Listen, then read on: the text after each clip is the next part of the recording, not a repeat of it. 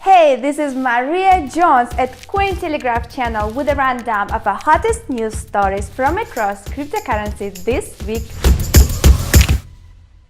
Blockchain across borders. Hong Kong and Singapore announced their cooperation on a cross-border blockchain-based trade project linking their trade finance platforms.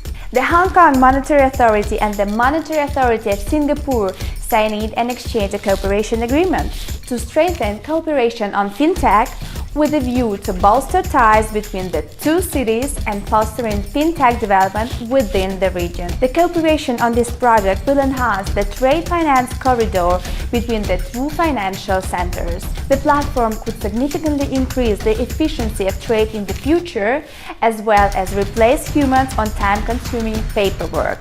The Hong Kong Monetary Authority and the Monetary Authority of Singapore stated that linking the two platforms is just one part of a broader plan between their future collaboration on blockchain and other fintech projects. Details about their cooperation will be announced by the two authorities next month. A new iteration at the Bitcoin blockchain, Bitcoin Gold, came into existence on Tuesday. This fork comes less than 3 months after the controversial Bitcoin Cash fork, whose effects are still being felt. Bitcoin Gold is an adjustment for the Bitcoin blockchain that claims to try and make mining accessible to the general public again.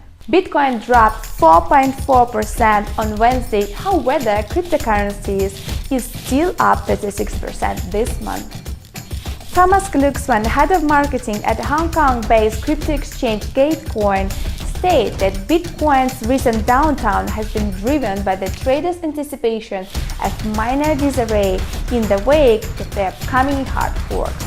The Bitcoin exchange and wallet community has been divided over decisions to support or reject these contentious hard forks. There has also been speculation of a Bitcoin rally ahead of the fork due to the opportunities to essentially double your coins. Bitcoin holders will also be credited with equal amount of Bitcoin Gold. However, not many exchanges have come out in support of Bitcoin Gold. Further splits are on the way with SegWit2x.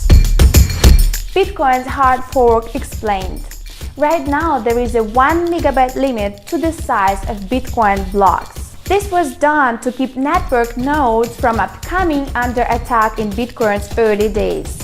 1 megabyte was set as a limit as blocks were 99% empty at the time. As Bitcoin grew, so did the number of transactions processed on the network. These transactions will begin to pile up and form a queue. Blocks are created roughly every 10 minutes. However, in 10 minutes, transactions exceed 1 megabyte, causing delays until a future block can be mined. This congestion caused delays in transaction verification times and applied pressure on senders to increase their transaction fee. This fee incentivized miners to include that transaction in their current block. As blocks fill up, the fee required to be included on a new block rose proportionally. Bitcoin transactions began to get very expensive if senders pay higher fees or very slow if senders choose to pay lesser fees. Bitcoin's current developers came up with a solution, segregated witness. SegWit is included in Bitcoin's current software. It works by separating the transaction data from the signature data. They stack up to 4 times as many transactions into a block. Not everybody is happy just with implementing SegWit. Some people wish to increase the maximum size of Bitcoin's blocks as well. This would give the network more room for growth. However, Bitcoin's core developers don't want a block size increase. This is because it involves a hard fork. A hard fork appears when computers running new versions of the software are no longer compatible with those running the old version. If done incorrectly, that can cause major problems. On May 23, 2017, the Digital Currency Group published the New York Agreement. The NYA was signed by a large number of Bitcoin companies and miners representing over 80% of Bitcoin hash power.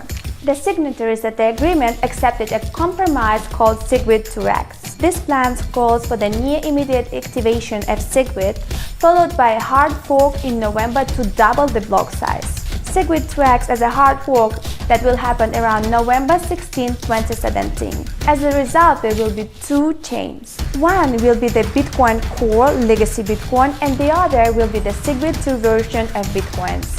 If the fork continues to be supported by the majority of miners, there will be serious confusion over which chain is the real Bitcoin. The principal concern about SegWit2x is that it does not provide replay protection. This leaves users on the fork chain susceptible to attack on the legacy chain. However, an opt-in has been recently included.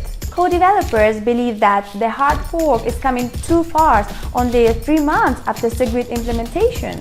They argue for the fork to take place and be accepted, a lot of time is required to prepare the community and reach a consensus regarding it. Many members of the crypto community dislike hard forks as they weaken what is supposed to be a united, decentralized community. The irony is real.